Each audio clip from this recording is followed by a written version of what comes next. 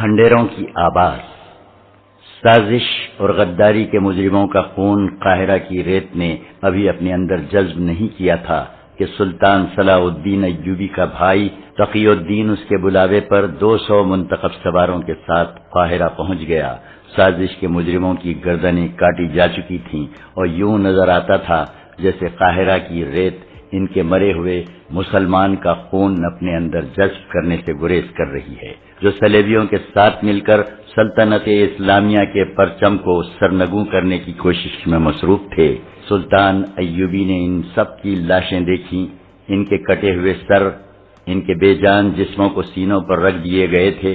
صرف ایک لاش تھی جو سب سے بڑے غدار کی تھی اور جس پر سلطان ایوبی کو کلی طور پر اعتماد تھا۔ اس لاش کا سر اس کے ساتھ ہی تھا۔ ایک تیر اس کی شہرگ میں داخل ہو کر دوسری طرف نکلا ہوا تھا۔ یہ قاہرہ کا ایک نائب ناظم مصلح الدین تھا۔ فوج کے سامنے جب اس کا جرم سنایا جا رہا تھا تو ایک جوشیلے اور محب اسلام سپاہی نے کمان میں تیر ڈال کر مصلح الدین کی شہرگ سے پار کر دیا تھا۔ سلطان ایوبی نے سپاہی کی اس غیر قانونی حرکت کو، جو فوجی ڈسپلن کے خلاف تھی، صرف اس لیے نظر انداز کر کے معاف کر دیا تھا کہ کوئی بھی صاحب ایمان اسلام کے خلاف غداری برداشت نہیں کر سکتا۔ سلطان ایوبی نے ہی اپنی فوج میں ایمان کی یہ قوت پیدا کی تھی۔ ان لاشوں کو دیکھ کر سلطان ایوبی کے چہرے پر ایسی خوشی کی ہلکی سی بھی جھلک نہیں تھی کہ اس کی صفوں اور نظام حکومت میں سے اتنے زیادہ غدار اور سازشی پکڑے گئے اور انہیں سزائے موت دے دی گئی ہے۔ اس کے چہرے پر اداسی اور آنکھیں گہری سرخ تھیں، جیسے وہ آنسو روکنے کی کوشش کر رہا تھا۔ غصہ تو تھا ہی، جس کا اظہار اس نے ان الفاظ میں کیا: ان میں سے کسی کا جنازہ نہیں پڑھایا جائے گا، ان کی لاشیں ان کے رشتہ داروں کو نہیں دی جائیں گی تاکہ انہیں کفن نہ پہنائے جائیں۔ رات کے اندھیرے میں انہیں ایک ہی گہرے گڑھے میں پھینک کر مٹی ڈال دو اور زمین ہموار کر دو، اس دنیا میں ان کا نشان بھی باقی نہ رہے۔ امیر محترم سلطان ایوبی کے ایک رفیق اور معتمد خاص قاضی بہاؤالدین شداد نے سلطان ایوبی سے کہا، کوتوال اور شاہدوں کے بیان اور قاضی کا فیصلہ تحریر میں لا کر دستاویز میں محفوظ کر لینا ضروری ہے تاکہ یہ اعتراض نہ رہے کہ یہ فیصلہ صرف ایک فرد کا تھا۔ آپ کا فیصلہ برحق ہے، انصاف کر دیا گیا ہے، مگر قانون کا تقاضا کچھ اور ہے۔ کیا قرآن نے یہ حکم دیا ہے کہ دین الہی کی جڑیں کفار کے ساتھ مل کر کاٹنے والے کو یہ حق دیا جائے وہ قانون کے سامنے کھڑا ہو کر دینداروں اور اللہ اور رسول صلی اللہ علیہ وسلم کی عظمت کے پاسبانوں کو جھوٹا ثابت کرے؟ سلطان ایوبی نے ایسے تحمل سے کہا جس میں ایک دیندار مسلمان کا عتاب صاف جھلک رہا تھا۔ اس نے ان تمام حاکموں کو جو وہاں موجود تھے مخاطب ہو کر کہا، اگر میں نے بے انصافی کی ہے تو مجھے اتنے زیادہ انسانوں کے قتل کے جرم میں سزائے موت دے دو اور میری لاش شہر سے دور پھینک دو جہاں صحرائی لومڑیاں اور گدھ میری کوئی ہڈی بھی زمین پر نہ رہنے دیں۔ لیکن میرے رفیقو، مجھے سزا دینے سے پہلے قرآن پاک الف لام میم سے والناس تک پڑھ لینا۔ اگر قرآن مجھے سزا دیتا ہے تو میری گردن حاضر ہے۔ بے انصافی نہیں ہوئی سالار اعظم، کسی اور نے کہا۔ قاضی شداد کا مقصد یہ ہے کہ قانون کی بے حرمتی نہ ہو۔ میں سمجھ گیا ہوں، سلطان ایوبی نے کہا۔ ان کا مقصد آئینے کی طرح صاف ہے۔ میں آپ سب کو صرف یہ بتانا چاہتا ہوں کہ حاکم وقت ذاتی طور پر جانتا ہے کہ جسے غدار ہی کے جرم میں اس کے سامنے لایا گیا ہے وہ غداری کا مجرم ہے، تو حاکم وقت پر یہ فرض عائد ہوتا ہے کہ وہ شہادتوں اور قانون کے دیگر جھمیلوں میں پڑے بغیر غدار کو وہی سزا دے جس کا وہ حقدار ہے۔ اگر وہ سزا دینے سے گریز کرتا ہے، ڈرتا ہے یا ہچکچاتا ہے تو وہ حاکم وقت خود بھی غدار ہے، یا کم از کم نااہل اور بے ایمان ضرور ہے۔ وہ ڈرتا ہے کہ قاضی کے سامنے جا کر مجرم اسے بھی مجرم کہہ دیں گے۔ میرا سینہ صاف ہے، مجھے غداروں کی صف میں کھڑا کر دو، خدا کا ہاتھ مجھے ان سے الگ کر دے گا۔ اگر تمہارے سینے رب کعبہ کے نور سے منور ہیں تو مجرموں کا سامنا کرنے سے مت ڈرو۔ دین نے جو مشورہ دیا ہے اس پر عمل کرو۔ کاغذات تیار کر کے محترم قاضی سے فیصلہ تحریر کرا لو۔ ظاہر ہے کہ یہ فیصلہ ان کا نہیں ہوگا۔ تحریر کر دیا جائے کہ امیر مصر جو افواج مصر کا سالار اعلیٰ بھی ہے نے اپنے خصوصی اختیارات استعمال کرتے ہوئے ان مجرموں کو سزائے موت دی ہے جن کا جرم بلا شک و شبہ ثابت ہو گیا تھا۔ سلطان ایوبی نے اپنے بھائی تقی الدین کی طرف دیکھا۔ وہ بڑے لمبے سفر سے آیا تھا، تھکا ہوا تھا۔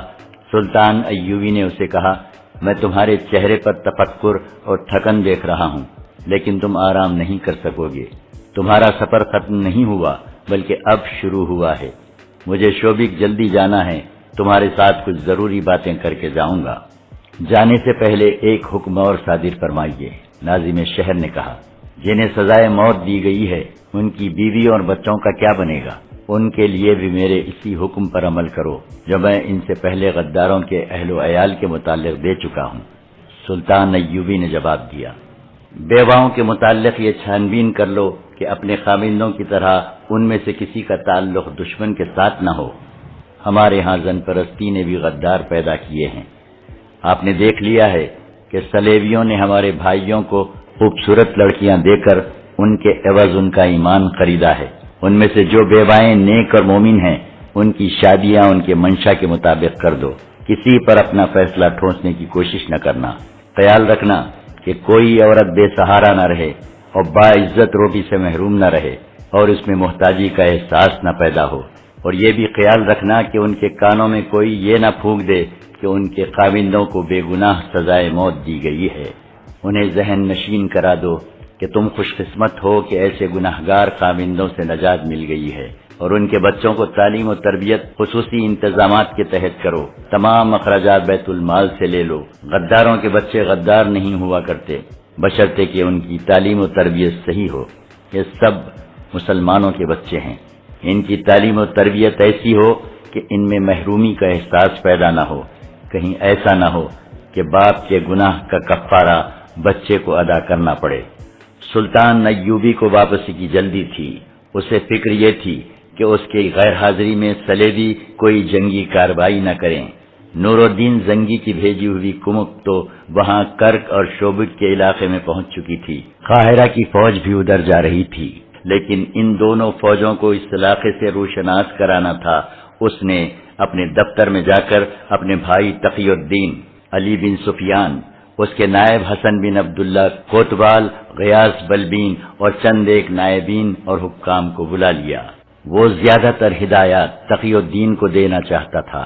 اس نے اجلاس میں اعلان کیا کہ اس کی غیر حاضری میں اس کا بھائی تقی الدین قائم مقام امیر مصر اور یہاں کی افواج کا سالار اعلیٰ ہوگا، اور اسے اتنے ہی اختیارات حاصل ہوں گے جو سلطان ایوبی کے اپنے تھے۔ تقی الدین سلطان ایوبی نے اپنے بھائی سے کہا، آج سے دل سے نکال دو کہ تم میرے بھائی ہو۔ نا اہلی، بددیانتی، کوتاہی، غداری یا سازش اور بے انصافی کا ارتکاب کرو گے تو اسی سزا کے مستحق سمجھے جاؤ گے جو شریعت کے قانون میں درج ہے۔ میں اپنی ذمہ داریوں کو اچھی طرح سمجھتا ہوں امیر مصر، تقی الدین نے کہا، اور ان خطروں سے بھی آگاہ ہوں جو مصر کو درپیش ہیں۔ صرف مصر کو نہیں، سلطان ایوبی نے کہا، یہ خطرے سلطنت اسلامیہ کو درپیش ہیں اور اسلام کے فروغ اور سلطنت کی توسیع کے لیے بہت بڑی رکاوٹ ہیں۔ ہمیشہ یاد رکھو کہ کوئی بھی خطہ جو سلطنت اسلامیہ کہلاتا ہے وہ کسی ایک فرد یا گروہ کی جاگیر نہیں، وہ خدائے عز و جل کی سرزمین ہے، اور تم سب اس کے پاسبان اور امین ہو۔ اس کی مٹی کا ذرہ ذرہ تمہارے پاس امانت ہے۔ اس کی مٹی بھی جب اپنے کام میں لانا چاہو تو سوچ لو، کسی دوسرے انسان کا حق تو نہیں مار رہے، خدا کی امانت میں خیانت تو نہیں کر رہے۔ میری باتیں غور سے سن لو تقی الدین۔ اسلام کی سب سے بڑی بدنصیبی یہ ہے کہ اس کے پیروکاروں میں غداروں اور سازش پسندوں کی تعداد بہت زیادہ ہے۔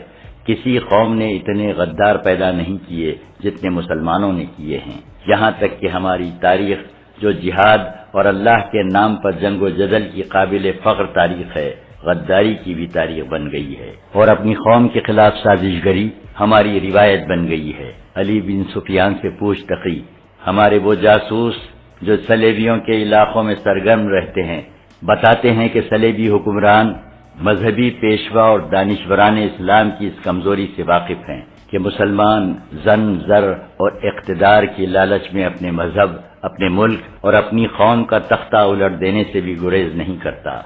سلطان ایوبی نے اجلاس کے شرکا پر نگاہ دوڑائی اور کہا، ہمارے جاسوسوں نے ہمیں بتایا ہے کہ صلیبیوں نے اپنے جاسوسوں کو ذہن نشین کرایا ہے کہ مسلمان کی تاریخ جتنی فتوحات کی ہے اتنی ہی غداری کی تاریخ ہے۔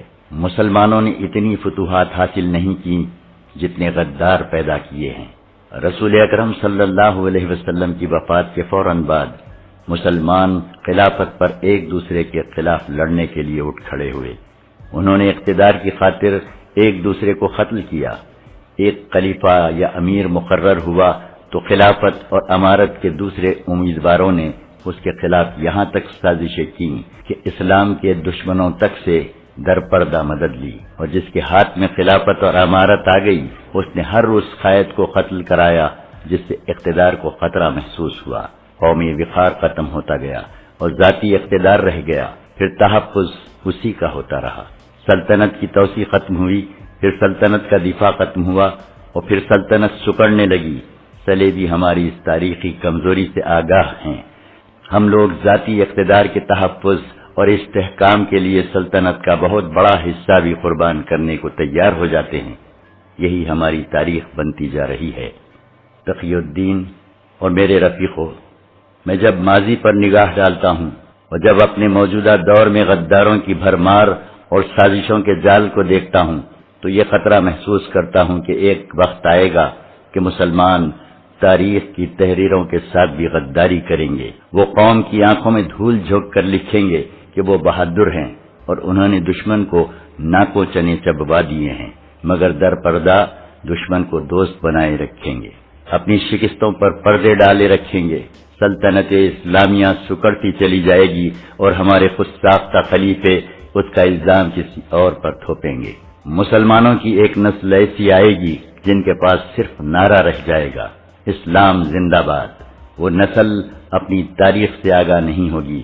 اس نسل کو یہ بتانے والا کوئی نہ ہوگا کہ اسلام کے پاسبان اور علمبردار وہ تھے جو وطن سے دور، ریگزاروں میں، پہاڑوں میں، وادیوں میں، اجنبی ملکوں میں جا کر لڑے۔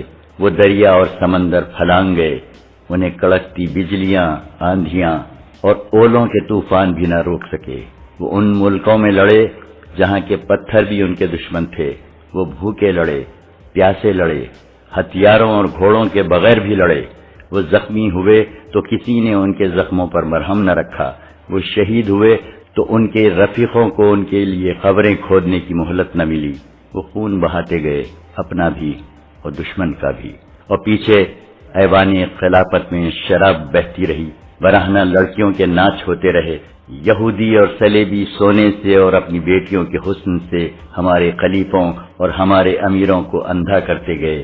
جب خلیفوں نے دیکھا کہ قوم ان کی تیغ زنوں کی پجاری ہوتی جا رہی ہے جنہوں نے یورپ اور ہندوستان میں اسلام کے جھنڈے گاڑ دیے ہیں، تو خلیفوں نے ان مجاہدین اسلام پر لوٹ مار اور زناکاری جیسے الزام تھوپنے شروع کر دیے، انہیں کمک اور رسد سے محروم کر دیا۔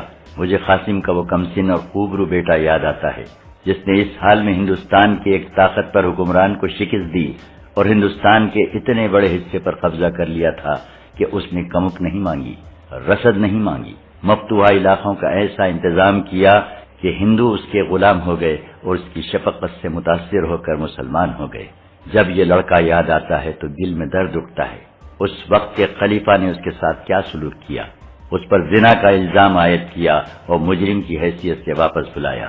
سلطان ایوبی کو ہچکی سی آئی اور وہ خاموش ہو گیا۔ بہاؤالدین شداد اپنی یادداشتوں میں لکھتا ہے، میرا عزیز دوست سلطان ایوبی اپنی فوج کے سینکڑوں شہیدوں کی لاشیں دیکھتا تو اس کی آنکھوں میں چمک اور چہرے پر رونق آ جایا کرتی تھی، مگر صرف ایک غدار کو سزائے موت دیکھ کر جب اس کی لاش کو دیکھتا تو اس کا چہرہ بجھ جاتا اور آنکھوں سے آنسو جاری ہو جاتے تھے۔ محمد بن قاسم کا ذکر کرتے کرتے اسے ہچکی آئی اور وہ خاموش ہو گیا۔ وہ دیکھ رہا تھا کہ وہ آنسو روک رہا ہے۔ کہنے لگا، دشمن اس کا کچھ نہ بگاڑ سکا، اپنوں نے اسے شہید کر دیا۔ دشمن نے اسے فاتح تسلیم کیا، اپنوں نے اسے زانی کہا۔ صلاح الدین ایوبی نے زیاد کے بیٹے طارق کا بھی ذکر کیا، اور اس روز وہ انتہائی جذباتی ہو گیا تھا، اس کی زبان رکتی ہی نہیں تھی، حالانکہ وہ کمگو تھا، حقیقت پسند تھا، ہم سب پر خاموشی طاری تھی اور ہم سب جسم کے اندر عجیب سا اثر محسوس کر رہے تھے۔ صلاح الدین ایوبی بلا شک و شبہ عظیم قائد تھا، وہ ماضی کو نہیں بھولتا تھا، حال کے خطروں اور تقاضوں سے نبرد-آزما رہتا، اور اس کی نظریں صدیوں بعد آنے والے مستقبل پر لگی رہتی تھیں۔ صلیبیوں کی نظریں ہمارے مستقبل پر لگی ہوئی ہیں، سلطان ایوبی نے کہا۔ صلیبی حکمران اور فوجی حکام کہتے ہیں کہ وہ اسلام کو ہمیشہ کے لیے ختم کر دیں گے، وہ ہماری سلطنت پر قابض نہیں ہونا چاہتے، وہ ہمارے دلوں کو نظریات کی تلوار سے کاٹنا چاہتے ہیں۔ میرے جاسوسوں نے مجھے بتایا ہے کہ صلیبیوں کا سب سے زیادہ اسلام دشمن بادشاہ فیلپس اگسٹس کہتا ہے کہ انہوں نے اپنی قوم کو ایک مقصد دے دیا ہے اور ایک روایت پیدا کر دی ہے کہ اب صلیبیوں کی آنے والی نسلیں اس مقصد کی تکمیل کے لیے سرگرم رہیں گی۔ ضروری نہیں کہ وہ تلوار کے زور سے اپنا مقصد حاصل کریں گے، ان کے پاس کچھ حربے اور بھی ہیں۔ تقی الدین، جس طرح ان کی نظر مستقبل پر ہے، اسی طرح ہمیں بھی مستقبل پر نظر رکھنی چاہیے۔ جس طرح انہوں نے ہم میں غدار پیدا کرنے کی روایت قائم کر دی ہے، اسی طرح ہمیں ایسے ذرائع اختیار کرنے چاہیے کہ غداری کے جراثیم ہمیشہ کے لیے ختم ہو جائیں۔ غداروں کو قتل کرتے چلے جانا کوئی علاج نہیں، غداری کا رجحان ختم کرنا ہے، اقتدار کی ہوس ختم کر کے حب رسول پیدا کرنی ہے۔ یہ اسی صورت میں پیدا ہو سکتی ہے کہ قوم کی آنکھوں میں رسول اللہ صلی اللہ علیہ وسلم کے دشمن کا تصور موجود ہو۔ مسلمانوں کو معلوم ہونا چاہیے کہ صلیبیوں کی تہذیب میں ایسی بے حیائی ہے جو پرکشش ہے۔ قومیں ان کی تہذیب میں جذب ہوتی چلی جا رہی ہیں، ان کے ہاں شراب بھی جائز ہے، عورتوں کا غیر مردوں کے ساتھ ناچنا کودنا اور تنہا رہنا بھی جائز ہے۔ ہمارے اور ان کے درمیان یہی سب سے بڑا فرق ہے کہ ہم عصمتوں کے پاسبان ہیں اور وہ عصمتوں کے بیوپاری ہیں۔ یہی وہ فرق ہے جو ہمارے مسلمان بھائی مٹا دیتے ہیں۔ تقی الدین، تمہارا ایک محاذ زمین کے اوپر ہے، دوسرا زمین کے نیچے، ایک محاذ دشمن کے خلاف اور دوسرا اپنوں کے خلاف۔ اگر اپنوں میں غدار نہ ہوتے تو ہم اس وقت یہاں نہیں، یورپ کے قلب میں بیٹھے ہوئے ہوتے، اور صلیبی ہماری خلافت اپنی حسین بیٹیوں کی بجائے کوئی بہتر ہتھیار استعمال کرتے اور اچھی قسم کی جنگی چالیں چلتے۔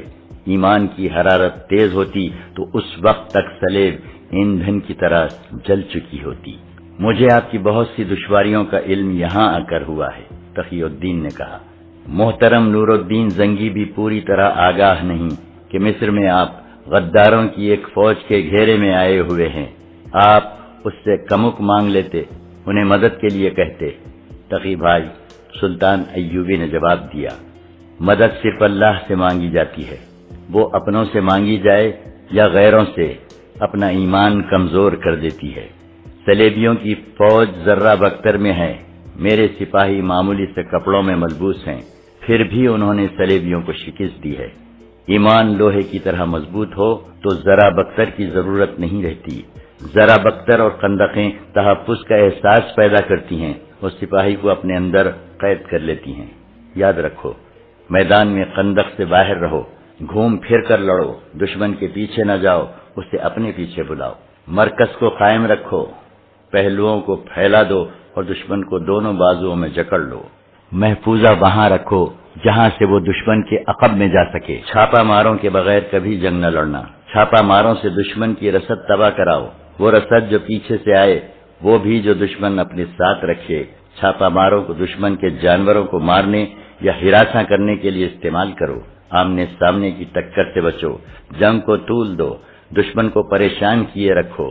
میں جو فوج چھوڑ چلا ہوں یہ محاذ سے آئی ہے، اس نے شوبک کا خلا سر کیا ہے، اس نے دشمن کی آنکھ سے آنکھ ملائی ہے، اپنی سپاہیوں کو شہید کرا کے آئی ہے۔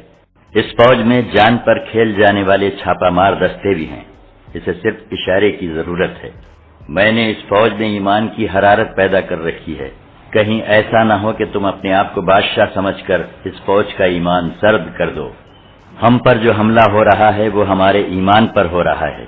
صلیبی تمدن کے اثرات بڑی تیزی سے مصر میں آ رہے ہیں، سلطان ایوبی نے اپنے بھائی تقی الدین کو پوری تفصیل سے بتایا کہ سوڈان میں مصر پر حملے کی تیاریاں ہو رہی ہیں۔ سوڈانیوں میں اکثریت وہاں کے حبشیوں کی ہے جو مسلمان ہیں نہ عیسائی۔ ان میں مسلمان بھی ہیں جن میں مصر کی اس فوج کے بھگوڑے بھی ہیں جسے بغاوت کے جرم میں توڑ دیا گیا تھا۔ سلطان ایوبی نے کہا، لیکن گھر بیٹھے دشمن کا انتظار نہ کرتے رہنا، جاسوس تمہیں خبریں دیتے رہیں گے۔ حسن بن عبداللہ تمہارے ساتھ ہے۔ جہاں محسوس کرو دشمن کی تیاری مکمل ہو چکی ہے اور وہ اب حملے کے لیے اجتماع کر رہا ہے، تم وقت ضائع کیے بغیر حملہ کر دو اور دشمن کو تیاری کی حالت میں ہی ختم کر دو، لیکن پیچھے کے انتظامات مضبوط رکھنا۔ قوم کو محاذ کے حالات سے بے خبر نہ رکھنا۔ اگر خدا نہ خواستہ شکست ہو جائے تو اپنی غلطیوں اور کوتاہیوں کو تسلیم کر لینا اور قوم کو بتا دینا کہ شکست کے اسباب کیا تھے۔ جنگ قوم کے خون اور پیسے سے لڑی جاتی ہے۔ بیٹے قوم کے شہید اور اپاہج ہوتے ہیں، لہذا قوم کو اعتماد میں لینا ضروری ہے۔ جنگ کو بادشاہوں کا کھیل نہ سمجھنا، یہ ایک قومی مسئلہ ہے، اس میں قوم کو اپنے ساتھ رکھنا۔ میں نے جس فاطمی خلافت کو معزول کیا تھا اس کے حواری ہی ہمارے خلاف سرگرم ہیں۔ معلوم ہوا ہے کہ انہوں نے درپردہ اپنا خلیفہ مقرر کر رکھا ہے۔ ان کا خلیفہ العازب تو مر گیا ہے، لیکن وہ خلافت کو اس امید پر زندہ رکھے ہوئے ہیں کہ سوڈانی مصر پر حملہ کریں گے، ہماری فوج بغاوت کرے گی اور صلیبی چپکے سے اندر آ کر فاطمی خلافت بحال کر دیں گے۔ فاطمیوں کو حسن بن سبا کے قاتل گروہ کی حمایت حاصل ہے۔ میں علی بن سفیان کو اپنے ساتھ لے جا رہا ہوں، اس کا نائب حسن بن عبداللہ اور کوتوال غیاث بلبی تمہارے ساتھ رہیں گے۔ یہ اس زمین دوز گروہ پر نظر رکھیں گے۔ فوج کی بھرتی تیز کر دو اور انہیں جنگی مشقیں کراتے رہو۔ تھوڑے ہی عرصے میں ہمیں اطلاعات مل رہی ہیں کہ مصر کے جنوب مغربی علاقے سے فوج کے لیے بھرتی نہیں مل رہی۔ حسن بن عبداللہ نے کہا، یہ بھی معلوم ہوا ہے کہ وہاں کے لوگ فوج کے خلاف ہوتے جا رہے ہیں۔ معلوم کرایا ہے کہ باعث کیا ہے؟ علی بن سفیان نے پوچھا۔ میرے 2 مخبر اس علاقے میں قتل ہو چکے ہیں، حسن بن عبداللہ نے کہا۔ وہاں سے خبر لینا آسان نہیں، تاہم میں نے نئے مخبر بھیج دیے ہیں، میں اپنے ذرائع سے معلوم کر رہا ہوں، غیاث بلبین نے کہا۔ مجھے شک ہے کہ اس وسیع علاقے کے لوگ کسی نئے وہم میں مبتلا ہو گئے ہیں۔ یہ علاقہ دشوار گزار ہے، لوگ سخت جان ہیں لیکن عقیدوں کے ڈھیلے اور توہمات پرست ہیں۔ توہم پرستی بہت بڑی لعنت ہے، سلطان ایوبی نے کہا۔ اس علاقے پر نظر رکھو اور وہاں کے لوگوں کو توہمات سے بچاؤ۔ 3-4 روز بعد کرک کے قلعے میں بھی ایک اجلاس منعقد ہوا۔ وہ صلیبی حکمرانوں اور فوج کے اعلیٰ کمانڈروں کا اجلاس تھا۔ انہیں یہ تو معلوم تھا کہ صلاح الدین ایوبی فلسطین کا ایک قلعہ شوبک لے چکا ہے اور اب کرک پر حملہ کرے گا۔ انہیں اس احساس نے پریشان کر رکھا تھا کہ اگر مسلمانوں نے کرک کو بھی شوبک کی طرح فتح کر لیا تو یروشلم کو بچانا مشکل ہو جائے گا۔ صلیبی جان گئے تھے کہ سلطان ایوبی سنبھل کر آگے بڑھ رہا ہے۔ وہ ایک جگہ لے لیتا ہے، فوج کی کمی نئی بھرتی سے پوری کرتا ہے، اسے پرانی فوج کے ساتھ ٹریننگ دیتا ہے، اور جب اسے یقین ہو جاتا ہے کہ وہ اگلی ٹکر لینے کے قابل ہو گیا ہے تو آگے بڑھتا ہے۔ چنانچہ وہ کرک کے دفاع کو مضبوط کر رہے تھے اور باہر آ کر لڑنے کی بھی اسکیم بنا چکے تھے، مگر اس اجلاس میں انہیں اپنی اسکیم میں رد و بدل کی ضرورت محسوس ہو رہی تھی، کیونکہ ان کی انٹیلیجنس کے سربراہ ہرمن نے انہیں صلاح الدین ایوبی، اس کی فوج اور مصر کے تازہ حالات کے متعلق انقلابی خبریں دی تھیں۔ صلیبی جاسوسوں نے بہت ہی تھوڑے وقت میں کرک میں یہ اطلاعیں پہنچا دی تھیں کہ سلطان ایوبی اس فوج کو قاہرہ لے گیا ہے جو اس محاذ پر لڑی اور شوبک کا قلعہ لیا تھا، اور قاہرہ میں بھی جو فوج ہے اسے عجلت میں محاذ پر بھیج دیا گیا ہے، اور نور الدین زنگی نے اپنی بہترین فوج کی کمک اس محاذ پر بھیج دی ہے، اور سلطان ایوبی کا بھائی تقی الدین دمشق سے قاہرہ پہنچ گیا ہے، جہاں وہ سلطان ایوبی کا قائم مقام ہوگا، اور سلطان ایوبی قاہرہ چلا گیا ہے جہاں وہ سازشیوں کو سزائے موت دے کر محاذ کی طرف روانہ ہو گیا ہے۔ صلیبیوں کے لیے یہ خبر اچھی نہیں تھی کہ قاہرہ کا نائب ناظم مصلح الدین بھی پکڑا گیا اور غداری کے جرم میں مارا گیا ہے۔ مصلح الدین صلیبیوں کا کارآمد اور اہم ایجنٹ تھا۔ صلیبی نظام جاسوسی کا سربراہ ہرمن اجلاس کو ان تبدیلیوں سے آگاہ کر رہا تھا۔ اس نے کہا، مسلح الدین کے مارے جانے سے ہمیں نقصان تو ہوا ہے، لیکن تقی الدین کا تقرر ہمارے لیے امید افزا ہے۔ وہ بے شک صلاح الدین کا بھائی ہے، لیکن وہ صلاح الدین نہیں ہے۔ میرے تقریب کار جاسوس اسے چکر دینے میں کامیاب ہو جائیں گے۔ یہ بھی امید افزا ہے کہ صلاح الدین اور علی بن سفیان قاہرہ سے غیر حاضر ہیں۔ میں حیران ہوں کہ تمہارے حشیشین کیا کر رہے ہیں؟ ریمان نے پوچھا، کیا وہ دوہرا کھیل تو نہیں کھیل رہے؟ کم وقت ابھی تک صلاح الدین کو قتل نہیں کر سکے۔ ہم بہت سی رقم ضائع کر چکے ہیں۔ رقم ضائع نہیں ہو رہی، ہرمن نے کہا۔ مجھے امید ہے کہ صلاح الدین محاذ تک نہیں پہنچ سکے گا۔ اس کے ساتھ 24 باڈی گارڈ قاہرہ گئے ہیں، ان میں 4 حشیشین ہیں۔ ان کے لیے موقع آ گیا ہے، میں نے انتظام کر دیا ہے، وہ صلاح الدین کو راستے میں قتل کر دیں گے۔ ہمیں خوش فہمیوں میں مبتلا نہیں رہنا چاہیے، فلپ اگسطس نے کہا۔ یہ فرض کر کے سوچو کہ صلاح الدین ایوبی قتل نہیں ہو سکا اور زندہ و سلامت محاذ پر موجود ہے۔ اس کے پاس سب تازہ دم فوج ہے، اس نے نئی بھرتی کو ٹریننگ دے لی ہے اور اسے نور الدین زنگی کی کمک مل گئی ہے۔ اس نے شوبک جیسا مضبوط اڈا بھی حاصل کر لیا ہے، لہذا اب اس کی رسد قاہرہ سے نہیں آئے گی۔ شوبک میں اس نے بے شمار رسد جمع کر لی ہے۔ اس صورت میں ہمیں کیا کرنا چاہیے؟ میں اسے موقع نہیں دینا چاہتا کہ وہ کرک کا محاصرہ کر لے اور ہم محاصرے میں لڑیں۔ اب ہم محاصرے تک نوبت نہیں آنے دیں گے، ایک اور صلیبی حکمران نے کہا۔ ہم باہر لڑیں گے اور اس اندازے سے لڑیں گے کہ شوبک کا محاصرہ کر لیں۔ صلاح الدین صحرائی لومڑی ہے، فلپ اگسطس نے کہا۔ اسے صحرا میں شکست دینا آسان نہیں۔ وہ ہمیں شوبک کے محاصرے کی اجازت دے دے گا، مگر ہمارا محاصرہ کر لے گا۔ میں اس کی چالیں سمجھ چکا ہوں۔ اگر تم اسے آمنے سامنے لا کر لڑا سکتے ہو تو میں تمہیں فتح کی ضمانت دے سکتا ہوں، مگر تم اسے سامنے نہیں لا سکو گے۔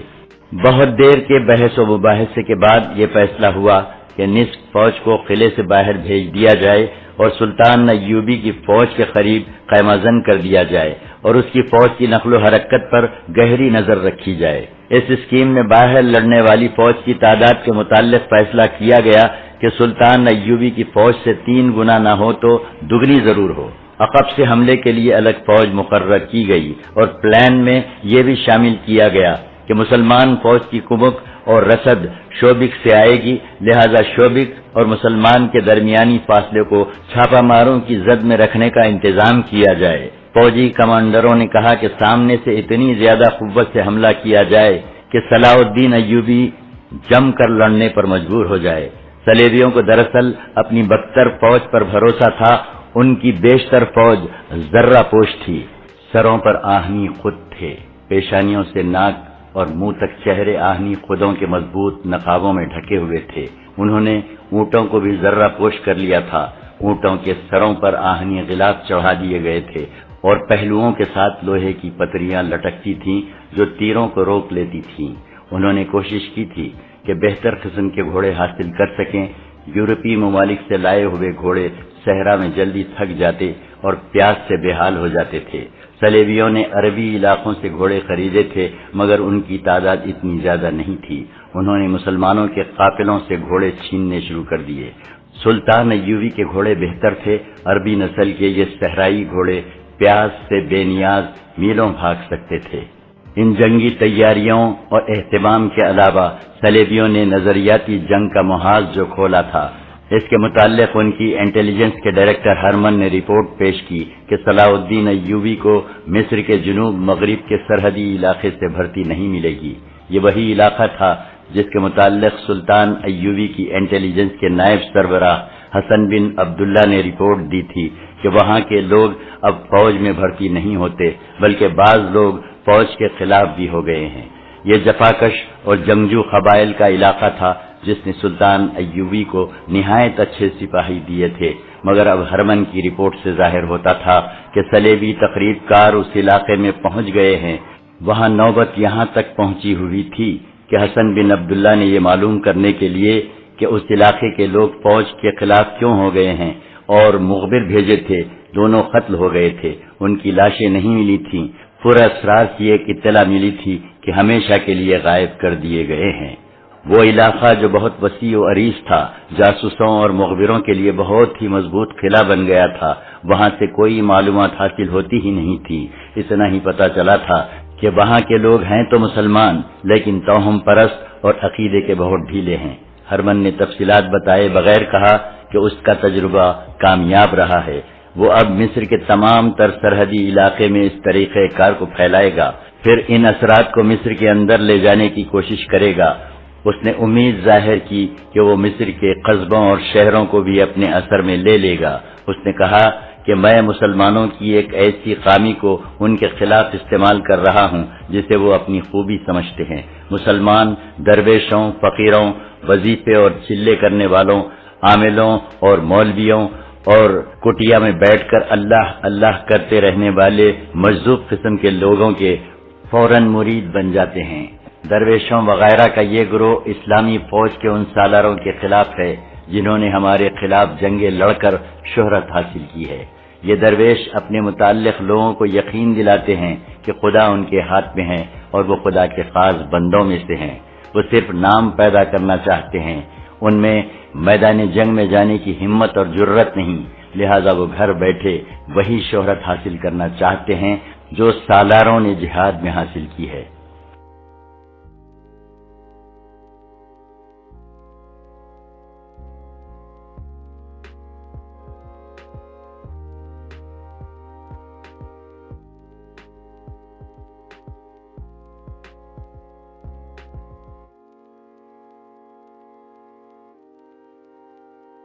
اگر دیانتداری اور غیر جانبداری سے دیکھا جائے تو مسلمان کے یہ فوجی لیڈر جن میں صلاح الدین ایوبی اور نور الدین زنگی بھی شامل ہیں، قابل تحسین انسان ہیں۔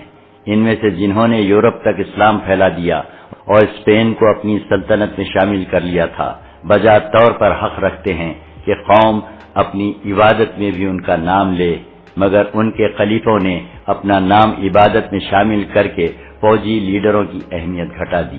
ان کے ساتھ مسلمانوں میں نام نہاد عالموں اور اماموں کا ایک گروہ پیدا ہوا جو عمل سے گھبراتا تھا۔ انہوں نے کہا کہ جو کچھ ہیں وہ عالم اور امام ہیں۔ یہ گروہ خلیفوں کی آڑ میں جہاد کے معنی مسخ کر رہا ہے تاکہ لوگ جہاد میں جانے کی بجائے ان کے گرد جمع ہوں اور انہیں خدا کے برگزیدہ انسان مانیں۔ ان کے پاس پر اسرار سی باتیں اور باتیں کرنے کا ایسا طلسماتی انداز ہے کہ لوگ یہ سمجھنے لگے ہیں کہ ان برگزیدہ انسانوں کے سینے میں وہ راز چھپا ہوا ہے جو خدا نے ہر بندے کو نہیں بتایا، چنانچہ سیدھے سادے مسلمان ان کے جال میں پھنستے جا رہے ہیں۔ میں انہی عالموں اور درویشوں کو استعمال کر رہا ہوں۔ مسلمان کی یہ کمزوری ہمیں بہت فائدہ دے رہی ہے۔ میں مسلمانوں کو اسلام ہی کی باتیں سنا سنا کر اسلام کی بنیادی روح سے دور لے جا رہا ہوں۔ تاریخ گواہ ہے کہ یہودیوں نے نظریاتی تخریب کاری کر کے اسلام کو کافی حد تک کمزور کر دیا ہے۔ میں انہی کے اصولوں پر کام کر رہا ہوں۔ یہی وہ محاذ تھا جس کے متعلق سلطان ایوبی پریشان رہتا تھا۔ پریشانی کا اصل باعث یہ تھا کہ اس محاذ پر اپنی ہی قوم کے افراد اس کے خلاف لڑ رہے تھے اور یہ محاذ اسے نظر نہیں آتا تھا۔ تقی الدین اپنے ان حکام کو جنہیں قاہرہ میں رہنا تھا ہدایات دے کر سلطان ایوبی کے محاذ کی طرف روانہ ہو گیا۔ اس کے ساتھ 24 ذاتی محافظوں کا دستہ تھا۔ سلیبیوں کو باڈی گارڈ کی نفری کا علم تھا اور انہیں یہ بھی علم تھا کہ اس دستے میں 4 حشیشین ہیں جو نہایت کامیاب اداکاری سے اور بہادری کے کارناموں سے محافظ دستے کے لیے منتخب ہو گئے تھے۔ ان کا مقصد صلاح الدین ایوبی کا قتل تھا، لیکن انہیں موقع نہیں مل رہا تھا کیونکہ محافظ دستے کی نفری 24 سے کہیں زیادہ رہتی ہے اور ان کی ڈیوٹی بدلتی رہتی تھی۔ کبھی بھی ایسا نہ ہوا کہ ان 4 کی ڈیوٹی اکٹھی لگی۔ محافظوں کے کمانڈر بہت ہوشیار اور چوکس رہتے تھے۔ انہیں یہ تو علم تھا کہ ان کے درمیان قاتل بھی موجود ہیں۔ وہ بیدار رہتے تھے کہ کوئی محافظ کوتاہی نہ کرے۔ اب سلطان ایوبی سفر میں تھا۔ اس نے خود ہی کہا تھا کہ وہ محافظوں کی پوری فوج کو ساتھ نہیں رکھے گا، 24 کافی ہیں، حالانکہ راستے میں سلیبی چھاپا ماروں کا خطرہ تھا۔ سلطان ایوبی قاہرہ سے دن کے پچھلے پہر روانہ ہوا تھا۔ آدھی رات سفر میں اور باقی آرام میں گزری۔ سحر کی تاریکی میں اس نے کوچ کا حکم دیا۔ دوپہر کا سورج گھوڑوں کو پریشان کرنے لگا تو ایک ایسی جگہ یہ قافلہ رک گیا جہاں پانی بھی تھا، درخت بھی اور ٹیلوں کا سایہ بھی تھا۔ ذرا سی دیر میں سلطان ایوبی کے لیے خیمہ نصب کر دیا گیا، اس کے اندر سفری چارپائی اور بستر بچھا دیا گیا۔ کھانے پینے سے فارغ ہو کر سلطان ایوبی اونگنے کے لیے لیٹ گیا۔ 2 محافظ خیمے کے آگے اور پیچھے کھڑے ہو گئے۔ دستے کے باقی محافظ قریب ہی سایہ دیکھ کر بیٹھ گئے۔ کچھ گھوڑوں کو پانی پلانے کے لیے لے گئے۔ علی بن سفیان اور دیگر حکام جو سلطان ایوبی کے ساتھ تھے ایک درخت کے نیچے جا کر لیٹ گئے۔ انہوں نے خیمے نصب نہیں کرائے تھے۔ اس جگہ کے قد و قال ایسے تھے کہ سلطان ایوبی کا خیمہ ان کی نظروں سے اوجھل تھا۔ صحرا کا سورج زمین و آسمان کو جلا رہا تھا۔ جس کسی کو جہاں چھاؤں ملی وہاں بیٹھ یا لیٹ گیا۔ یہ پہلا موقع تھا کہ سلطان ایوبی کے خیمے پر جن محافظوں کی ڈیوٹی لگی وہ دونوں حشیشین تھے جو ایک عرصے سے ایسے ہی موقع کی تلاش میں تھے۔ اس موقع کو پوری طرح موضوع بنانے کے لیے یہ صورت پیدا ہو گئی کہ محافظوں کی زیادہ تر نفری گھوڑوں کو پانی پلانے چلی گئی تھی۔ پانی ایک ٹیلے کے دوسری طرف تھا۔ قافلے کا سامان اٹھانے والے اونٹوں کے شتربان بھی اونٹوں کو پانی کے لیے لے گئے تھے۔ جو محافظ ڈیوٹی والوں کے علاوہ پیچھے رہ گئے تھے ان میں 2 اور حشیشین تھے۔ انہوں نے اشاروں میں طے کر لیا۔ سلطان ایوبی کے خیمے کے سامنے کھڑے محافظ نے خیمے کا پردہ ذرا سا ہٹا کر اندر دیکھا اور باہر والوں کو اشارہ کیا۔ سلطان ایوبی اس حالت میں گہری نیند سویا ہوا تھا کہ اس کی پیٹھ خیمے کے دروازے کی طرف تھی۔ محافظ دبے پاؤں اندر چلا گیا۔ اس نے خنجر نہیں نکالا، تلوار نہیں نکالی، بلکہ اس کے ہاتھ میں جو برچھی تھی وہ بھی اس نے خیمے کے باہر رکھ دی تھی۔ ہر محافظ کی طرح وہ قوی ہیکل جوان تھا۔ دیکھنے میں وہ سلطان ایوبی کی نسبت دگنا نہیں تو 1.5 گنا طاقتور ضرور تھا۔ وہ دبے پاؤں سلطان ایوبی تک گیا اور بجلی کی تیزی سے سلطان کی گردن دونوں ہاتھوں میں جکڑ لی۔ سلطان ایوبی جاگ اٹھا۔ اس نے کروٹ بھی بدل لی، لیکن جس شکنجے میں اس کی گردن آ گئی تھی اس سے گردن چھڑانا ممکن نہیں تھا۔ اسلام کے اس جری جنرل کی زندگی صرف 2 منٹ رہ گئی تھی۔ وہ اب پیٹ کے بل پڑا تھا۔ حملہ آور نے اس کے پیٹ پر گھٹنا رکھ کر ایک ہاتھ اس کی گردن سے ہٹا دیا، دوسرے ہاتھ سے سلطان کی شہرک کو دبائے رکھا۔ اس نے اپنی کمر سے ایک پڑیا سے نکالی، اسے ایک ہی ہاتھ سے کھولا اور سلطان ایوبی کے منہ میں ڈالنے لگا۔ وہ سلطان کو زہر دے کر مارنا چاہتا تھا، کیونکہ گلا دبا کر مارنے سے صاف پتہ چل جاتا ہے کہ گلا دبایا گیا ہے۔ سلطان ایوبی بے بس تھا۔ پیٹ پر اتنے قوی ہیکل جوان کا گھٹنا اور بوجھ تھا، شہرک دشمن کے شکنجے میں تھی اور سانس رک گیا تھا۔ اس کا منہ کھلا ہوا تھا جو اس نے پڑیا دیکھ کر بند کر لیا۔ اس نے ہوش ٹھکانے رکھے، موت سر پر آ گئی تھی۔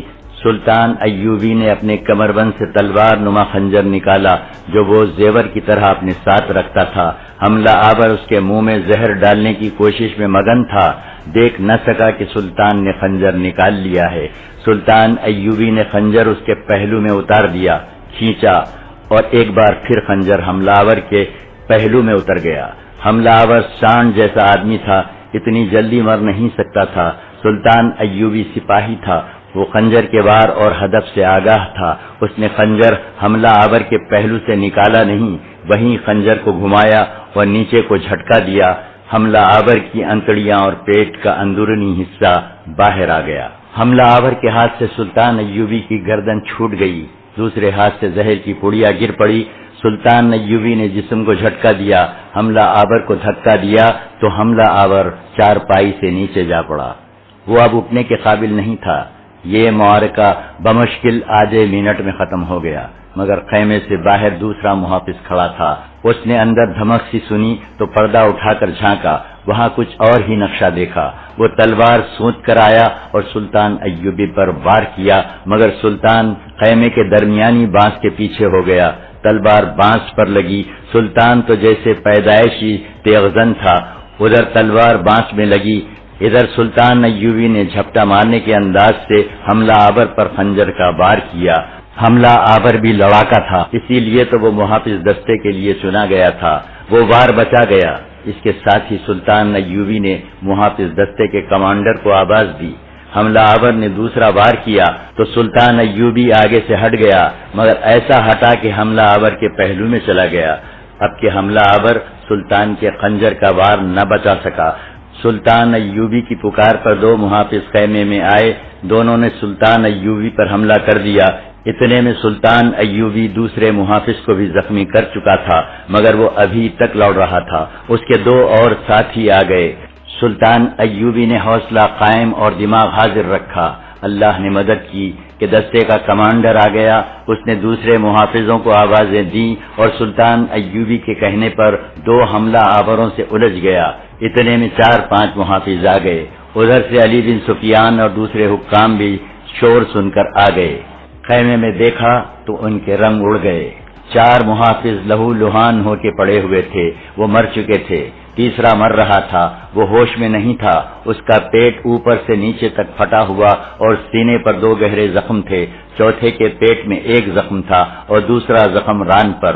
وہ زمین پر بیٹھا ہاتھ جوڑ کر چلا رہا تھا، میں زندہ رہنا چاہتا ہوں، مجھے میری بہن کے لیے زندہ رہنے دو۔ سلطان ایوبی نے اپنے محافظوں کو روک دیا۔ محافظ اتنے بھڑکے ہوئے تھے کہ انہوں نے تیسرے محافظ کو بے ہوشی میں سانس لیتے دیکھا تو اس کی شہریں کاٹ دی۔ چوتھے کو سلطان ایوبی نے بچا لیا۔ یہ رحم کا جذبہ بھی تھا اور یہ ضرورت بھی کہ اس سے بیان لینے تھے اور اس سازش کی کڑیاں بھی ملانی تھیں۔ سلطان ایوبی کا طبیب اس کے قافلے کے ساتھ تھا، وہ جراح بھی تھا، ہر جگہ اس کے ساتھ رہا کرتا تھا۔ سلطان ایوبی نے اسے کہا کہ اس زخمی کو ہر قیمت پر زندہ رکھنے کی کوشش کرے۔ سلطان ایوبی کو خراش تک نہیں آئی تھی، وہ ہانپ رہا تھا لیکن جذباتی طور پر بالکل مطمئن تھا، غصے کا شائبہ تک نہ تھا۔ اس نے مسکرا کر کہا، میں حیران نہیں ہوں، ایسا ہونا ہی تھا۔ علی بن سفیان کی جذباتی حالت بگڑی ہوئی تھی۔ یہ اس کی ذمہ داری تھی کہ محافظ دستے کے لیے جسے منتخب کیا جائے اس کے متعلق چھان بین کرے کہ وہ قابل اعتماد ہے۔ اب یہ دیکھنا تھا کہ دستے کے باقی سپاہیوں میں کوئی ان کا ساتھی رہ گیا ہے یا باقی دیانتدار ہیں۔ سلطان ایوبی کے بستر پر وہ پڑیا پڑی ہوئی تھی جو حملہ آور اس کے منہ میں ڈالنا چاہتا تھا۔ ایک سفید سا سفوف تھا جس میں سے کچھ بستر پر بکھر گیا تھا۔ طبیب نے یہ سفوف دیکھا اور جب سنا کہ یہ سلطان ایوبی کے منہ میں ڈالا جا رہا تھا تو طبیب کا رنگ اڑ گیا۔ اس نے بتایا کہ یہ ایسا زہر ہے جس کا صرف 1 ذرہ حلق سے نیچے اتر جائے تو تھوڑی سی دیر میں انسان نہایت اطمینان سے مر جاتا ہے، وہ تلخی محسوس نہیں کرتا اور نہ وہ اپنے اندر کوئی اور تبدیلی محسوس کرتا ہے۔ طبیب نے سلطان ایوبی کا بستر اٹھوا کر باہر بھجوایا اور صاف کروایا۔ سلطان ایوبی نے زخمی کو اٹھوا کر اپنے بستر پر لٹا دیا۔ اس کے پیٹ میں تلوار لگی تھی اور دوسرا زخم ران پر تھا۔ پیٹ کا زخم مہلک نظر نہیں آتا تھا، ترچھا تھا۔ ران کا زخم لمبا تھا اور گہرا بھی۔ وہ ہاتھ جوڑ کر سلطان ایوبی سے زندگی کی بھیک مانگ رہا تھا۔ سلطان کے خلاف اس کے دل میں کوئی ذاتی دشمنی نہیں تھی، کوئی نظریاتی عداوت بھی نہیں تھی۔ وہ کرائے کا قاتل تھا۔ اپنے شکست کے ساتھ اسے اپنی ایک غیر شادی شدہ بہن کا غم کھائے جا رہا تھا۔ وہ بار بار اس کا نام لیتا اور کہتا تھا کہ میں مسلمان ہوں، میرا گناہ بخش دو، ایک مسلمان بہن کی خاطر مجھے بخش دو۔ زندگی اور موت خدا کے ہاتھ میں ہے، سلطان ایوبی نے اپنے لہجے میں کہا جس میں تحمل تھا اور روب اور جلال بھی تھا۔ سلطان نے کہا، تم نے دیکھ لیا ہے کہ کون مارتا ہے اور کون زندہ رکھتا ہے، لیکن میرے دوست اس وقت تمہاری جان جس کے ہاتھ میں ہے تم اسے دیکھ رہے ہو۔ اپنا گناہ دیکھو، اپنی بے بسی دیکھو۔ میں تمہیں تمہارے ساتھیوں کی لاشوں کے ساتھ زندہ باہر صحرا میں پھینک دوں گا۔ صحرا کی لومڑیاں اور بھیڑیے تمہیں اس حال میں نوچ نوچ کر کھائیں گے کہ تم زندہ ہوگے، ہوش میں ہوگے، مگر بھاگ نہیں سکوگے، بوٹی بوٹی ہو کر مرو گے اور اپنے گناہ کی سزا پاؤ گے۔ زخمی تڑپ اٹھا۔ اس نے سلطان ایوبی کے دونوں ہاتھ پکڑ لیے اور دھاڑے مار مار کر رونے لگا۔ سلطان ایوبی نے پوچھا، تم کون ہو؟ کہاں سے آئے ہو؟ میرے ساتھ تمہاری کیا دشمنی ہے؟ میں فاطمیوں کا آدمی ہوں، اس نے جواب دیا۔ ہم چاروں حشیشین تھے، کوئی 2 سال اور کوئی 3 سال پہلے آپ کی فوج میں بھرتی ہوا تھا۔ ہمیں سکھایا گیا تھا کہ آپ کے محافظ دستے میں کس طرح پہنچا جا سکتا ہے۔ اس نے بولنا شروع کر دیا اور راز کی باتیں بتانے لگا۔ اس نے بتایا کہ محافظ دستے میں یہی 4 قاتل تھے۔ اس کے بیان کے دوران سلطان ایوبی نے طبیب سے کہا کہ وہ اس کی مرہم پٹی کرتا رہے۔ طبیب نے اسے ایک دوا پلا دی اور خون روکنے کی کوشش کرنے لگا۔ اس نے زخمی کو تسلی دی کہ وہ ٹھیک ہو جائے گا۔ زخمی انکشاف کرتا گیا، اس کے معزول فاطمی خلافت اور حشیشین کے معاہدے کو بے نقاب کیا۔ فاطمیوں نے صلیبیوں سے جو مدد لی تھی اور لے رہے تھے اس کی تفصیل بتائی۔ خاصا وقت صرف کر کے طبیب نے اس کی مرہم پٹی مکمل کر دی۔ اصل مرہم تو سلطان ایوبی کی شفقت تھی، جس میں انتقام کا ذرا سا بھی شک نہیں ہوتا تھا۔ سلطان ایوبی نے کہا کہ لاشیں باہر پھینک دو، اور اس زخمی کے متعلق اس نے علی بن سفیان سے کہا کہ وہ وہیں سے اسے قاہرہ لے جائے اور اس نے جو نشاندہیاں کی ہیں ان کے خلاف کارروائی کرے۔ زخمی نے نہایت کارآمد سراغ دیے تھے، جن میں کچھ ایسے خطرناک تھے جن کی تفتیش علی بن سفیان ہی اچھی طرح کر سکتا تھا۔ اسے اسی وقت اونٹ پر خاص طریقے سے لٹکا کر علی بن سفیان واپسی کے سفر پر چل پڑا۔ صلاح الدین ایوبی پر متعدد بار قاتلانہ حملے ہوئے تھے۔ تاریخ میں ان تمام کا ذکر نہیں آیا۔ مندرجہ بالا طرز کے 2 حملوں کا ذکر ملتا ہے۔ ایک بار ایک فدائی قاتل نے سلطان ایوبی پر اسی طرح سوتے میں خنجر کا وار کیا تھا۔ خنجر پگڑی میں لگا اور سلطان ایوبی جاگ اٹھا تھا۔ یہ قاتل سلطان ایوبی کے ہاتھوں مارا گیا اور اس کے محافظ دستے کے چند ایسے محافظ پکڑے گئے تھے جو کرائے کے قاتل تھے۔ مصر کے جنوب مغربی علاقے میں جو سوڈان کی سرحد کے ساتھ ملتا تھا، صدیوں پرانی کسی پیج در پیج عمارت کے کھنڈر تھے۔ اس زمانے میں مصر کی سرحد کچھ اور تھی۔ صلاح الدین ایوبی کہا کرتا تھا کہ مصر کی کوئی سرحد ہے ہی نہیں، تاہم سوڈانیوں نے ایک خیالی سی سرحد بنا رکھی تھی۔ کھنڈروں کے ارد گرد کا علاقہ دشوار گزار تھا۔ غالباً فرعونوں کے وقتوں میں یہ علاقہ سرسبز تھا اور وہاں پانی کی بہتات تھی۔ خشک جھیلیں، 2 ندیوں کے گہرے اور خشک پاڑ بھی تھے، ریتیلی چٹانیں بھی تھیں اور ریتیلی مٹی کے ٹیلے بھی۔ ان کی شکلیں کسی بہت بڑی عمارت کے کھنڈروں کی مانند تھی۔ کہیں ٹیلا ستون کی طرح دور اوپر تک چلا گیا تھا اور کہیں ٹیلے دیوار کی طرح کھڑے تھے۔ جہاں جہاں جگہ ہموار تھی وہاں ریت تھی۔ چٹانیں اونچی بھی تھیں، نیچی بھی۔ اس علاقے کے ارد گرد کہیں کہیں پانی تھا، لہذا درخت تھے اور وہاں کے رہنے والے کھیتی باڑی کرتے تھے۔ کم و بیش 40 میل لمبا اور 10-12 میل چوڑا یہ علاقہ آباد تھا۔ اس علاقے کے ارد گرد کہیں کہیں پانی تھا، لہذا درخت تھے اور وہاں کے رہنے والے کھیتی باڑی کرتے تھے۔ کم و بیش 40 میل لمبا اور 10-12 میل چوڑا یہ علاقہ آباد تھا۔ یہ آبادی مسلمان تھی اور ان میں کچھ لوگ مسلمان نہیں تھے۔ ان کے عجیب و غریب سے عقیدے تھے۔ فرعونوں کی عمارت کے کھنڈروں سے لوگ ڈرا کرتے تھے۔ ان کے ارد گرد کا علاقہ بھی ایسا تھا کہ دیکھنے والوں پر ہیبت طاری ہو جاتی تھی۔ وہاں سے کوئی گزرتا ہی نہیں تھا۔ لوگ کہتے تھے کہ وہاں فرعونوں کی بدروحیں رہتی ہیں، جو دن کے دوران بھی جانوروں کی صورت میں گھومتی پھرتی رہتی ہیں اور کبھی اونٹوں پر سوار سپاہیوں کے بھیس میں اور کبھی خوبصورت عورتوں کے روپ میں نظر آتی ہیں، اور رات کو وہاں سے ڈراؤنی آوازیں بھی سنائی دیتی ہیں۔ کوئی 1 سال یہ کھنڈر لوگوں کی دلچسپیوں کا مرکز بن گیا تھا۔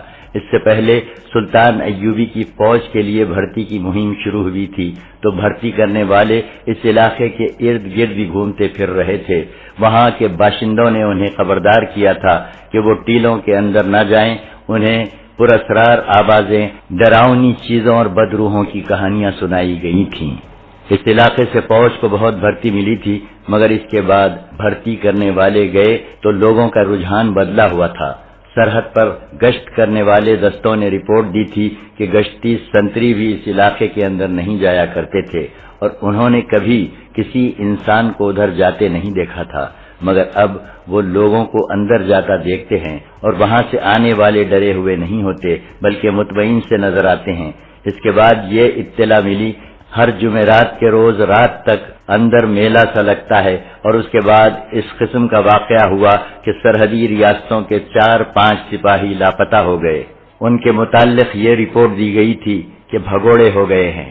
سلطان ایوبی نے جہاں دشمن کے ملکوں میں جاسوس بھیج رکھے تھے، وہاں اس نے اپنے ملک میں بھی جاسوسوں کا جال بچھا رکھا تھا۔ غیر مسلم مورخوں نے سلطان ایوبی کو خاص طور پر خراج تحسین پیش کیا ہے۔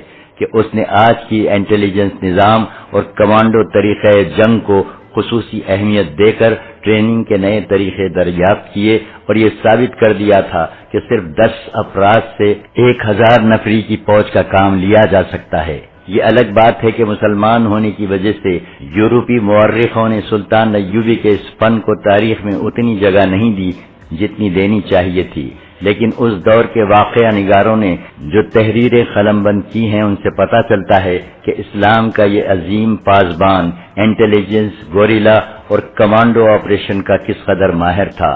اندرون ملک اس کی انٹیلیجنس گوشے گوشے پر نظر رکھتی اور فوج کی مرکزی کمان کو رپورٹیں دیتی رہتی تھی۔ یہ اسی نظام کی اعلیٰ کارکردگی کا ثبوت تھا کہ مصر کے دور دراز کے ایسے علاقے کی سرگرمیوں کی بھی اطلاع مرکز کو پہنچا دی گئی تھی جس کے متعلق کہا جاتا تھا کہ اس چھوٹے سے خطے کو تو خدا نے بھی فراموش کر رکھا ہے، مگر مخبروں نے وہاں کے لوگوں کی صرف ذہنی تبدیلی دیکھی اور اسی کی اطلاع دی تھی۔ انہیں ابھی یہ معلوم نہیں تھا کہ اندر کیا ہوتا ہے۔ اس اطلاع کے بعد 2 مخبر قتل یا لاپتہ ہو گئے تھے۔ وہاں کے لوگوں نے نہ صرف ٹیلوں کے ڈراؤنے علاقے کے اندر جانا شروع کر دیا بلکہ وہ فرعونوں کے اس پرپیج عمارت کے کھنڈروں میں بھی جانے لگے تھے، جہاں جانے کی تصور سے ہی ان کے رونگٹے کھڑے ہو جایا کرتے تھے۔ کچھ عرصہ پہلے اس کی ابتدا اس طرح ہوئی تھی کہ ایک گاؤں میں ایک شتر سوار آیا۔ یہ اجنبی مسلمان اور مصری تھا۔ اس کا اونٹ اچھی نسل کا اور تندرست تھا۔ اس مسافر نے گاؤں والوں کو اکٹھا کر کے یہ قصہ سنایا کہ وہ غربت سے تنگ آ چکا تھا۔ اب وہ رہزنی اور چوری کے ارادے سے گھر سے نکل کھڑا ہوا۔ وہ پیدل تھا۔ وہ اس امید پر اس علاقے میں آ گیا کہ یہاں کوئی آبادی نہیں ہے، اس لیے رہزنی کرتے پکڑا نہیں جائے گا۔ وہ بہت دن پیدل چلتا رہا مگر اسے کوئی شکار نہ ملا۔ آخر ٹیلوں کے اس علاقے میں جہاں کوئی نہیں جاتا وہ جا کر گر پڑا۔ اس کے جسم میں طاقت نہیں رہی۔ اس نے آسمان کی طرف ہاتھ بلند کر کے خدا سے دعا مانگی۔ اسے ایک گونجدار آواز سنائی دی، تم خوش قسمت ہو کہ تم نے ابھی گناہ نہیں کیا، گناہ کی صرف نیت کی ہے۔ اگر تم کسی کو لوٹ کر یہاں آتے تو تمہارا جسم ہڈیوں کا پنجر بن جاتا اور شیطان کے چھوڑے ہوئے درندے تمہارا گوشت جو تمہارے سامنے پڑا ہوا ہوتا تمہیں دکھا دکھا کر کھا جاتے۔ اس آواز نے اجنبی پر غشی سی طاری کر دی۔ اس نے محسوس کیا کہ کوئی اسے اٹھا رہا ہے۔ اس نے آنکھیں کھولی تو وہ بیٹھا ہوا تھا۔ اس کے سامنے ایک سفید ریش بزرگ کھڑا تھا جو دودھ کی مانند سفید اور آنکھوں سے نور کی شعائیں نکلتی تھیں۔ وہ جان گیا کہ یہ آواز جو اس نے سنی تھی اسی بزرگ کی تھی۔ اجنبی کی زبان بند ہو گئی اور وہ کانپنے لگا۔ بزرگ نے اسے اٹھا کر کہا، مت ڈرو مسافر، یہ سب لوگ جو یہاں آنے سے ڈرتے ہیں بد نصیب ہیں، انہیں شیطان ادھر آنے نہیں دیتا۔ تم جاؤ اور لوگوں سے کہو کہ یہاں اب فرعونوں کی خدائی نہیں رہی، یہ حضرت موسیٰ کی مملکت ہے۔ حضرت عیسیٰ بھی یہیں آسمان سے اترنے والے ہیں۔ اب اسلام کی قندیلیں اسی کھنڈر سے روشن ہوں گی جن کی روشنی ساری دنیا کو منور کر دے گی۔ جاؤ، لوگوں کو ہمارا پیغام دو، انہیں یہاں لاؤ۔ اجنبی نے کہا کہ وہ اٹھ نہیں سکتا، چل نہیں سکتا، جسم سوکھ گیا ہے۔ سفید ریش بزرگ نے کہا، تم اٹھو اور 50 قدم شمال کی طرف جاؤ، پیچھے مڑ کر نہ دیکھنا، ڈرنا نہیں، لوگوں تک پیغام پہنچا دینا ورنہ نقصان اٹھاؤ گے۔ تمہیں ایک اونٹ بیٹھا ہوا نظر آئے گا، اس کے ساتھ کھانا اور پانی ہوگا اور اس کے ساتھ جو کچھ ہوگا وہ تمہارا ہوگا۔ اجنبی نے گاؤں والوں کو سنایا کہ وہ اٹھ کر چلنے لگا تو اس کے جسم میں طاقت آ گئی تھی۔ وہ ڈر رہا تھا کہ یہ کسی فرعون کی بدروح ہے۔ اس نے پیچھے نہیں دیکھا، بدروح کے ڈر سے قدم گنتا رہا اور راستہ گھوم گیا۔ 50 قدم پر یہ اونٹ بندھا ہوا تھا، اس کے ساتھ کھانا بندھا ہوا تھا جو اس نے کھا لیا اور پانی پی لیا۔ اس کے جسم میں ایسی طاقت آ گئی جو پہلے اس کے جسم میں نہیں تھی۔ اس نے لوگوں کو ایک تھیلی کھول کر دکھائی جس میں سونے کی اشرفیاں تھیں۔ یہ تھیلی اونٹ کے ساتھ بندھی ہوئی تھی۔ اجنبی اونٹ پر سوار ہوا اور اس گاؤں میں آ گیا جس میں وہ بیٹھا قصہ سنا رہا تھا۔ اس کے بعد اس نے گاؤں والوں کو سفید ریش بزرگ کا پیغام دیا اور چلا گیا۔ اس کا سنانے کا انداز ایسا پر اثر تھا کہ لوگوں کے دلوں میں ٹیلوں کے علاقے میں جانے کا اشتیاق پیدا ہو گیا، لیکن گاؤں کے بوڑھوں نے کہا کہ یہ اجنبی انسان نہیں بلکہ کھنڈر کا شرشرار کا حصہ ہے۔ انسانی فطرت میں یہ کمزوری ہے کہ چھپے ہوئے کو بے نقاب کرنے کی اور بھید کو پا لینے کی کوشش کرتی ہے۔ جن جسموں میں جوانی خون ہوتا ہے وہ خطرے مول لے لیتے ہیں۔ گاؤں کے جوانوں نے ارادہ کر لیا کہ وہ وہاں جائیں گے۔ اشرفیوں کا جادو بڑا سخت تھا جس سے وہ لوگ بچ نہیں سکتے تھے۔ اس 40 میل لمبے اور 10 میل چوڑے خطے میں جتنے گاؤں تھے ان سب سے اطلاعیں ملی کہ ایک اجنبی مسافر یہی قصہ سنا گیا ہے۔ کچھ لوگ تذبذب میں تھے اور کچھ تذبذب اور فیصلے کے درمیان بھٹک رہے تھے، مگر ادھر جانے سے سب ڈرتے تھے۔ بعض آدمی گئے بھی لیکن ٹیلوں کے پراسرار علاقے کو دور سے دیکھ کر واپس آ گئے۔ کچھ روز بعد 2 جوان سال شتر سوار تمام علاقے میں گھوم گئے۔ انہوں نے بھی ایسا ہی قصہ سنایا جو ذرا مختلف تھا۔ وہ بہت دور کے سفر پر گھوڑوں پر جا رہے تھے۔ ان کے ساتھ 2 ٹٹو تھے جن پر قیمتی مال تھا۔ یہ تجارت کا مال تھا جو وہ سوڈان لے جا رہے تھے۔ راستے میں انہیں ڈاکوؤں نے لوٹ لیا۔ مال کے ساتھ گھوڑے اور ٹٹو بھی چھین لیے اور انہیں زندہ چھوڑ دیا۔